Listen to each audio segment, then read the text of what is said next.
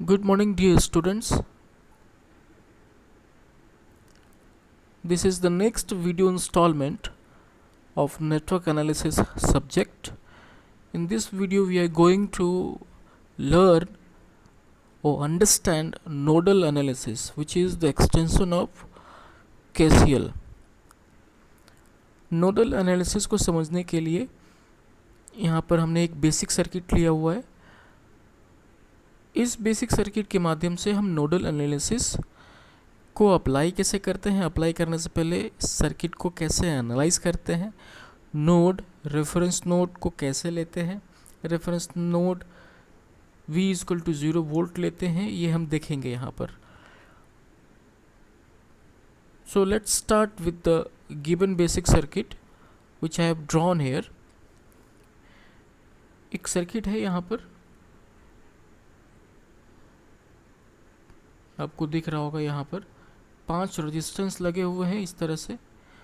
Resistance 1, resistance R2, this is R3, this is और R4, this is और R5.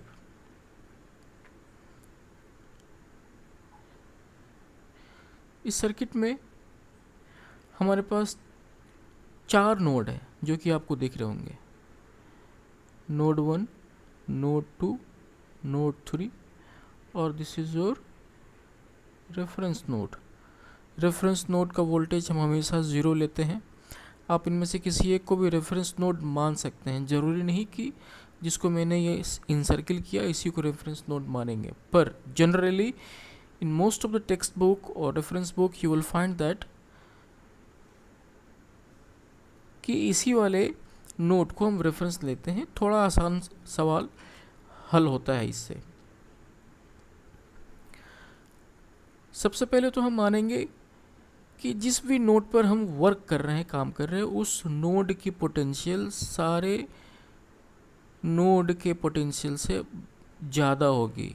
इसका मतलब कि वहाँ से करंट हमेशा आउटगोइंग होगी.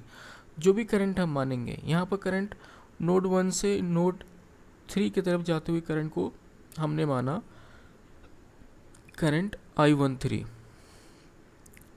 नोड 1 से नोड 3 की तरफ जाते हुए करंट को हमने माना I13, ये दिख रहा है आपको. फिर नोड 1 से ये रेफरेंस नोड की तरफ जाती हुई करंट को जो हमने एज्यूम किया यहाँ पे आउटगोइंग करंट फ्रॉम नोड 1, इसको हमने माना current I10. 0 for this reference node के लिए हमने 0 लिखा है यहाँ पे. नोमेनक्लेचर समझना बहुत ज़रूरी है, नहीं तो आगे सवाल जो सॉल्व करके दिया है मैंने उसको समझ नहीं पाएंगे. सबसे पहले नोमेनक्लेचर को अच्छे से समझते हैं. नोमेनक्लेचर यानी नामकरण मैंने यहाँ पर कैसे किया. सर्किट के जो पैरामीटर्स है, वोल्टेज, करंट, रेजिस्टेंस, डायरेक्शन के साथ, उसको हम समझ लेते हैं अच्छे से. उसी तरीके से नोड 1 से नोड 2 की तरफ जाती हुई करंट को हमने लिया I12, करंट I12, ये दिख रहा होगा आपको. Okay, very good. Similarly this is your node 2, जहाँ पर हमने माना कि इसकी पोटेंशियल V2 है. अब जिस वक्त हम नोड 2 पर काम करेंगे, काम करने का मतलब वहाँ पर हम कंसिडर करके इक्वेशन अगर लिख रहे होंगे तो उस नोड की पोटेंशियल हम बाकी अवेलेबल नोड से ग्रेटर मानेंगे. मानना है सिर्फ हमें, है कि नहीं है इसके बारे में चिंता अभी नहीं करनी है. सॉल्व करने के बाद आपको सब पता चल जाएगा किसकी पोटेंशियल किससे ज़्यादा है या कम है. फिलहाल सॉल्व करने का तरीका यही है कि जिस नोड पर हम नोडल इक्वेशन जो कि KCL पे बेस्ड होगा हम लिख रहे हैं, उसकी पोटेंशियल हम ज़्यादा मानेंगे, अर्थात वहाँ से सारे करंट आउटगोइंग होंगे. थोड़े से एक्सेप्शन होंगे कि अगर वहाँ पर उसके कनेक्टेड ब्रांचेस में करंट सोर्स दिए हैं तो उस करंट सोर्स का जो डायरेक्शन होगा हम उसको इक्वेशन में लाएंगे. नोड 2 पर देखिए जरा. नोड 2 पर नोमेनक्लेचर हम समझ लेते. नोड 2 पर नोमेनक्लेचर है 2 से 1 की तरफ जाते हुए करंट को हमने लिया I21 ये दिख रहा होगा आपको, मैं गोलाकार कर दे रहा हूँ। 2 से रेफरेंस नोड की तरफ जाते हुए करंट को हमने लिया I20, ये दिख रहा होगा आपको। नोमेनक्लेचर समझना बहुत ज़रूरी है, इसीलिए आप इसको आराम से समझिए। नोड 2 से ही नोड 3 की तरफ जाता हुआ करंट को हमने लिया I23।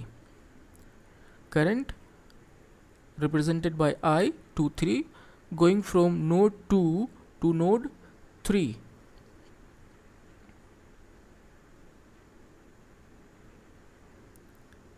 अब आते हैं नोड नंबर 3 पर।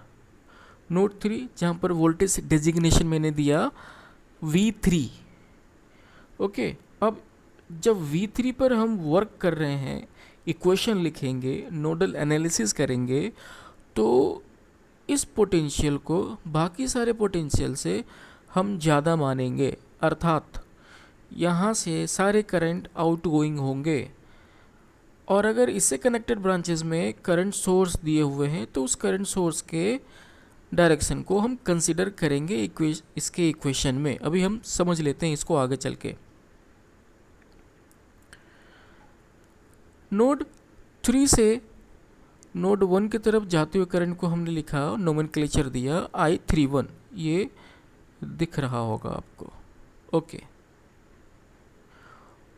नोड 3 से रेफरेंस नोड की तरफ जाने वाले करंट को हमने नोमेनक्लेट किया I30, ये दिख रहा होगा आपको।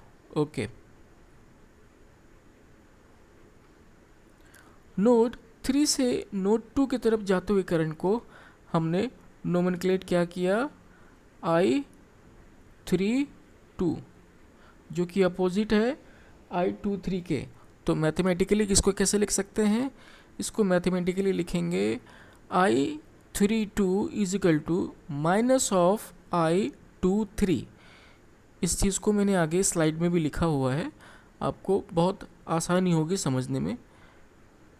आइए अब लिखते हैं नोड 1 पर नोडल इक्वेशंस। यहाँ मैंने लिख भी दिया आपके सहूलियत के लिए। At node 1 assume is equal to, क्या एज्यूम करना है भैया?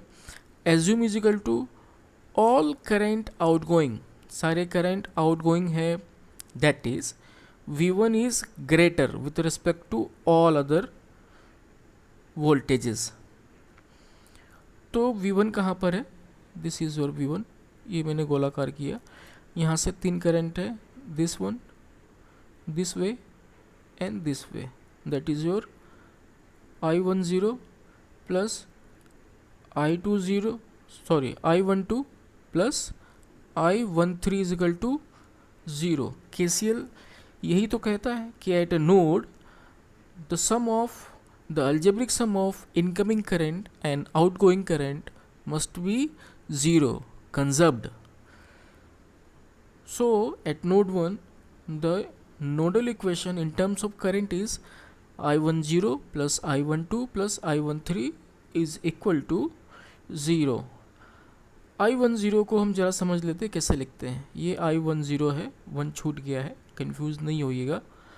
I10 is equal to, this is I10, this is I10, I10 is equal to V minus 0 in a bracket minus of this available or given voltage source ES।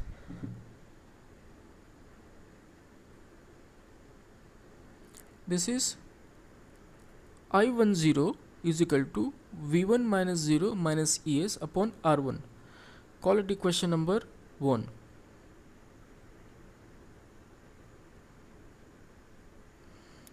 Call it equation number 1. Likewise, I12 is V1 minus V2 upon R2. R2 is the resistance of the path of flowing of current I12. Call it equation number 2. This was your equation number 1. Likewise current I13 जो कि node 1 से node 3 के बीच में flow हो रहा है, origin हो उसका नोड 1 है और नोड 3 की तरफ बह रहा है, उसके रास्ते में जो रेजिस्टेंस है वो R5 है। तो इसका इक्वेशन हम लिखेंगे I13 is equal to V1 minus V3 upon R5, call it equation number 3। अब इन सारे इक्वेशन नंबर 1, 2, 3 को आपस में ऐड कर देंगे तो नोड 1 पर नोडल एनालिसिस के द्वारा आए हुए इक्वेशन को हम प्राप्त कर लेंगे, उसको हम पा लेंगे, विच इज और V1 minus 0 minus ES upon R1 plus V1 minus V2 upon R2 plus V1 minus V3 upon R5 is equal to 0. This is your complete nodal equation at node 1. Now let us move towards the next node, which is your at node 2. Assume क्या करना है, वही चीज़ जो हमने पहले वाले node पे किया था कि सारी करंट आउटगोइंग होगी, यानी V2 हाइयर होगा with respect to all other node voltages. उस नोड पर इक्वेशंस क्या होगा करंट का, उस पे होगा I20 2 से रेफरेंस नोड की तरफ, I23 नोड 2 से नोड 3 की तरफ, और I21 नोड 2 से नोड 1 की तरफ। ये इक्वेशन आ कहाँ से रहा है, KCL से आ रहा है। हिंट दे दिया मैंने यहाँ पे, बाद में आप कंफ्यूज ना हो इसलिए बाजू में लिख भी लिया। अब जैसे पहले वाले नोड 1 पे किया था, सारे करंट्स की value in terms of voltage हमने निकाल लिया। इन टर्म्स ऑफ वोल्टेज कैसे, I is equal to V upon R। तो I20 कहाँ से कहाँ फ्लो हो रहा है, I20 फ्लो हो रहा है नोड 2 से लेकर रेफरेंस नोड की तरफ, तो ये हो गया V2 माइनस रेफरेंस नोड की वोल्टेज 0, रेफरेंस नोड की वोल्टेज 0, और I20 के पाथ में जो करंट है, सॉरी जो रेजिस्टेंस है वो क्या है, R3 है। तो हमने इसको लिखा I20 is equal to V2 minus 0 upon R3, call it equation number 4। I23 is your given current source.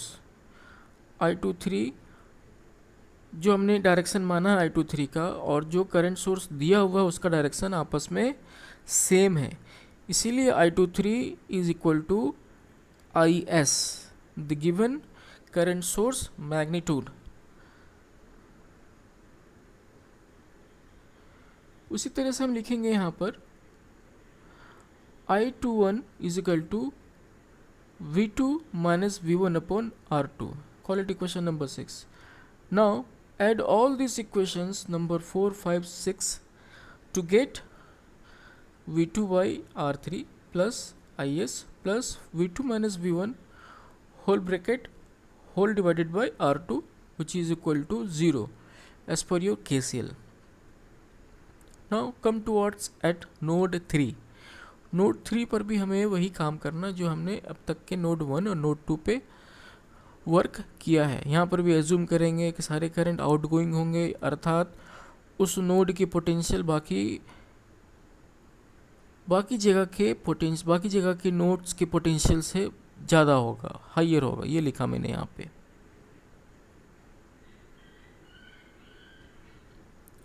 Equations इस नोड पर होगा I30 plus I31 plus I32।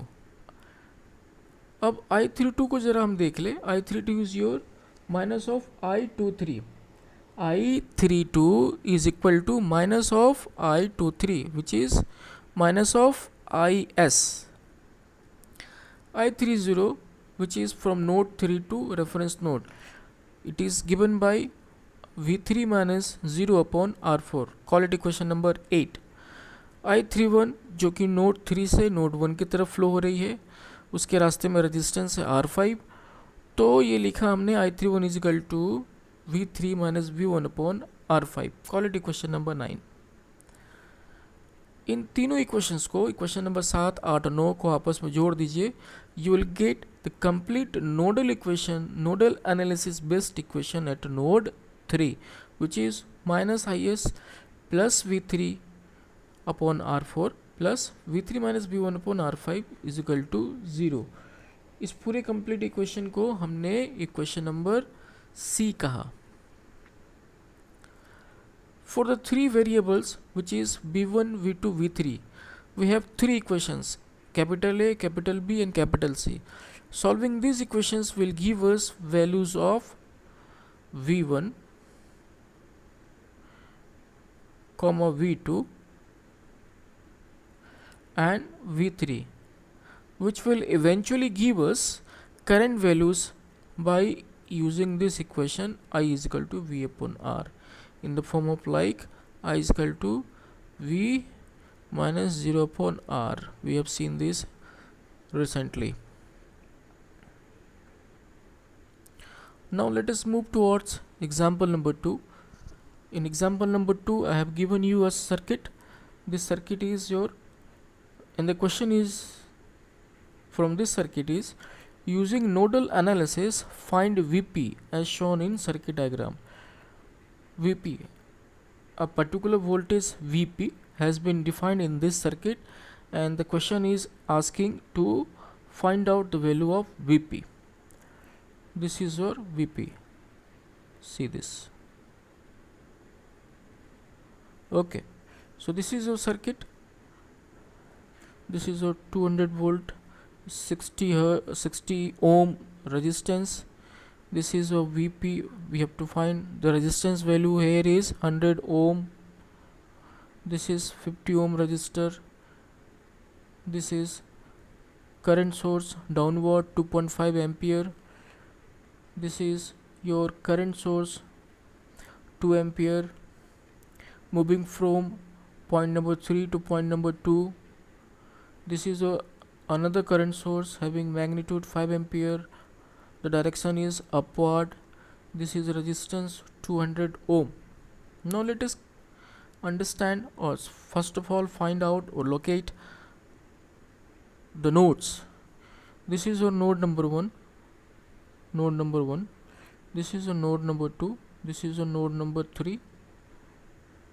And this is your node number 4, which is your reference node. Here, always take the voltage value of reference node is 0.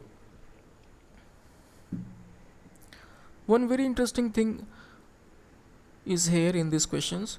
Students always gets confused by seeing this type of arrangement. This is nothing but a confusion.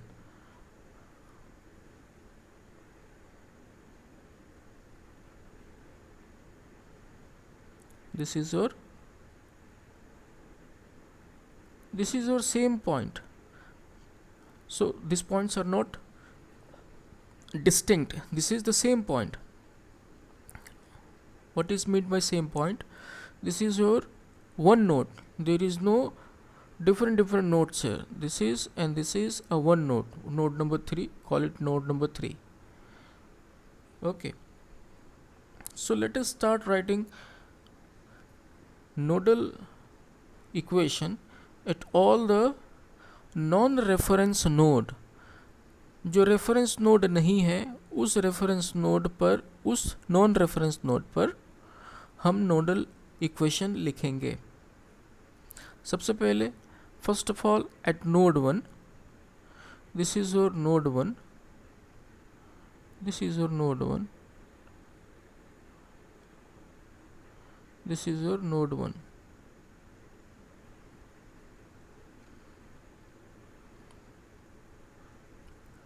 V1 minus 200, V1 minus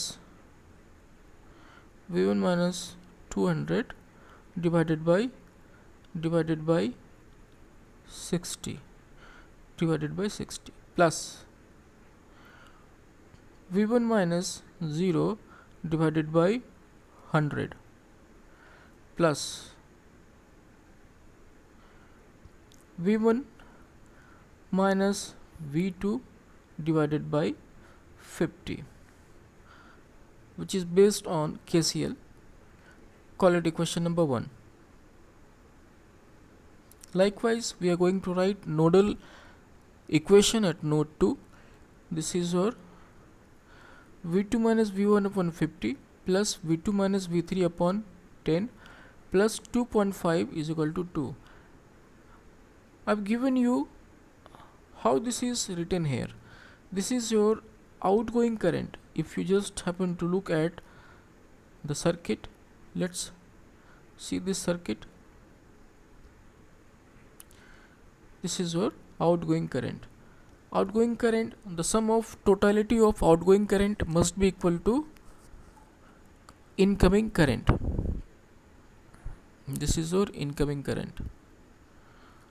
Call it equation number 2. Similarly, at node 3, V3 minus V2 upon 10, V3 minus V2 upon 10 plus V3 minus 0 upon 200 plus 2. This whole thing is your outgoing current, and the totality of outgoing current must be equal to totality of incoming current. This is your incoming current. This is your incoming current.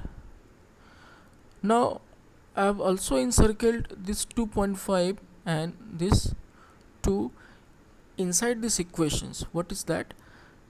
Now come to this point. 2.5 is actually your current source value, which is outgoing, which must be the part of total outgoing team current. Same is applied here also. Now what follows from equation 1 is 0.0467 V1 minus 0.02 V2 is equal to 3.33. I have used calculator to solve. Just to hurried up my calculations, I have just used calculator. You can also use calculator. Equation number 2 implies